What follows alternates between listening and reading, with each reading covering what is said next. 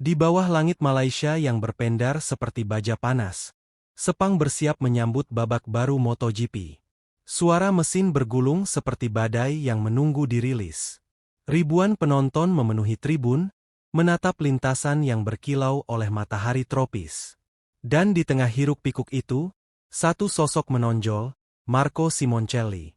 Rambut keritingnya yang liar menjadikannya ikon, seolah membawa badai kecil di balik helm. Pembalap yang penuh nyala, yang racing lainnya selalu seperti garis spontan dari seorang seniman.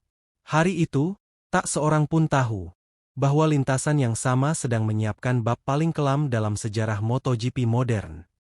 Pagi itu berjalan nyaris sempurna. Simoncelli terlihat santai di paddock, bercanda dengan kru, menepuk-nepuk fairing motornya seperti seorang sahabat. Para komentator memprediksi balapan yang penuh aksi. Karena setiap kali nomor 58 muncul di grid, selalu ada sesuatu yang terjadi. Di pit box Gresini, atmosfera optimis. Setting motor Teresa tepat. Kisepet dan Ada. Dan yang paling penting, Simoncelli berada dalam performa terbaiknya di musim itu. Dan ketika ia menaiki motornya menuju starting grid, semua sorot mata mengikuti. Ia adalah magnet. Ia adalah listrik. Ia adalah cerita yang sedang ditulis.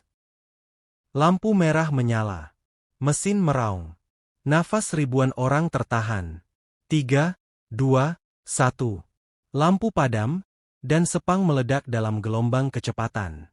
Motor-motor melesat seperti panah yang dilepaskan bersamaan. Simoncelli menjaga ritme, agresif namun terukur, seperti seorang penari yang hafal setiap inci aspal.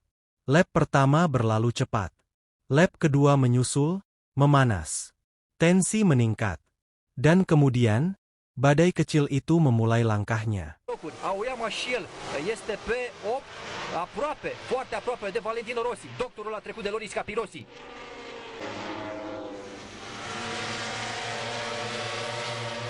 Începe să se distanțeze Casey Stoner. Este pe un circuit pe care Honda nu a câștigat în era motoarelor de 800. Este pe un circuit pe care, dacă nu mă înșel, Stoner nu a câștigat în era motoarelor de 800. Ba da, la Sepang s-a impus în 2007 cu Ducati, dar Honda nu are victorie în Malaysia. Di tikungan cepat, ban depan motor Simoncelli mulai kehilangan grip. Hanya sepersekian detik, namun cukup untuk mengubah dunia. Motornya melebar, lalu justru menarik kembali ke dalam lintasan. Semuanya terjadi terlalu cepat. Sebuah tarikan takdir yang tak bisa dihentikan. Dua pembalap lain, yang melaju penuh tenaga, berada tepat di jalur itu. Tidak ada waktu bereaksi, tidak ada ruang untuk menghindar. Kecepatan, yang biasanya menjadi teman, hari itu berubah menjadi musuh. Para penonton membeku. Commentator terdiam. Pit lane seperti membeku oleh kejutan. Bendera merah dikibarkan. Marshal bergerak. Para medis berlari seperti melawan waktu yang sedang mencair. Helikopter medis dipanaskan. Tangga-tangga peralatan dibuka. Ini bukan lagi balapan. Ini adalah pertaruhan hidup. Seluruh dunia balap menahan napas yang sama. Para medis bekerja tanpa suara. Hanya instruksi singkat yang terpotong udara, dan langkah-langkah tegas yang terdengar seperti ketukan jarum jam raksasa. Di pit lane, wajah-wajah muram. Valentino Rossi berdiri mematung, tatapannya berat. Colin Edwards tampak terpukul, meski semua tahu insiden itu murni tak terelakkan. Balapan dihentikan sepenuhnya. Sirkuit yang tadi riuh kini berubah menjadi ruang menunggu yang sunyi, dengan ribuan orang memandang satu titik, pusat medis. Helikopter terbang membawa harapan. Namun tak seorang pun tahu apakah harapan itu cukup. Ruangan kontrol balapan membuka pintunya. Pejabat balap keluar dengan wajah yang sulit dibaca, terlalu kaku, terlalu menahan sesuatu. Kemudian, kata-kata itu jatuh. Pendek. Helen. Namun menghantam seperti gelombang besar. Dengan sangat berat hati, Marco Simoncelli telah meninggal dunia. Hari itu, dunia bukan kehilangan pembalap cepat. Ia kehilangan energi, kehangatan, dan jiwa yang selalu membuat padek terasa lebih hidup.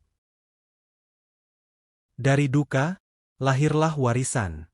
Keluarganya membentuk Fondazione Marco Simoncelli, sebuah yayasan yang bekerja untuk anak-anak, fasilitas sosial, dan proyek kemanusiaan. Sebuah cara agar kebaikan Marco tidak berhenti di lintasan. MotoGP memperketat standar keselamatan. Setiap prosedur, setiap detail, diperiksa ulang. Pertanyaannya sederhana. Bagaimana mencegah tragedi serupa?